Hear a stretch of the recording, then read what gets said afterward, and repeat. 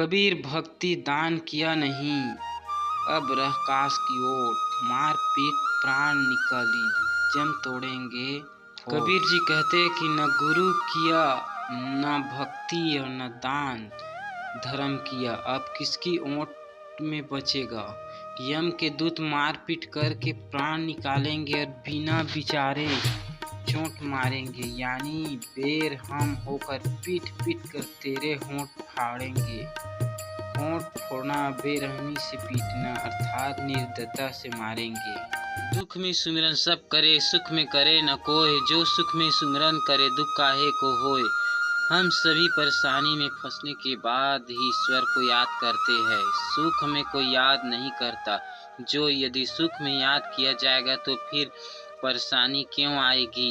बुरा जो देखन मैं चला, बुरा न मिलिया कोई, जो मन खोजा अपना तो मुझसे बुरा न कोई। जब मैं पूरी दुनिया में खराब और बुरे लोगों को देखने निकला तो मुझे कोई बुरा नहीं मिला, और जो मैंने खुद के भीतर खोजने की कोशिश की तो मुझसे बुरा कोई नहीं मिला। कहाँ से आया कहाँ जाओगे, खबर करो अपने तन की।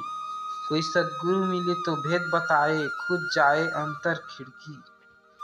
कबीर जी कहते कि जीव कहाँ से आया है और कहाँ जाएगा। पंडित और मौलवी इसका जवाब धर्म ग्रंथ से देते हैं।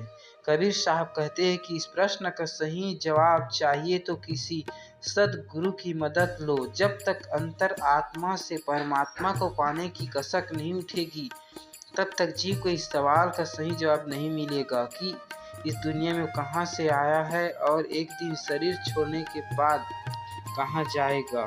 माला मुद्रा तिलक छापा, तीर्थ व्रत में रिया भटकी, गाए बजाए लोग रिझाए, खबर नहीं अपने तन की। कबीर साहब जी कहते कि माला पहनने, तिलक लगाने, व्रत रखने और तीर्थ करने से जीव का आध्यात्मिक कल्याण नहीं होता।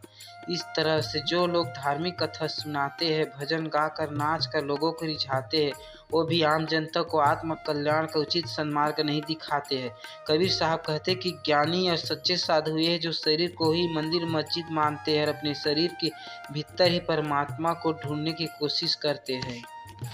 जो अपनी देह के भीतर ईश्वर का दर्शन कर लेता है, उसका जीवन सफल हो जाता है। बिना विवेक से गीता बाँचे, चेतन को लगी नहीं चटकी। कहे कबीर सुनो भाई साधु, आवागमन में रिया भटकी।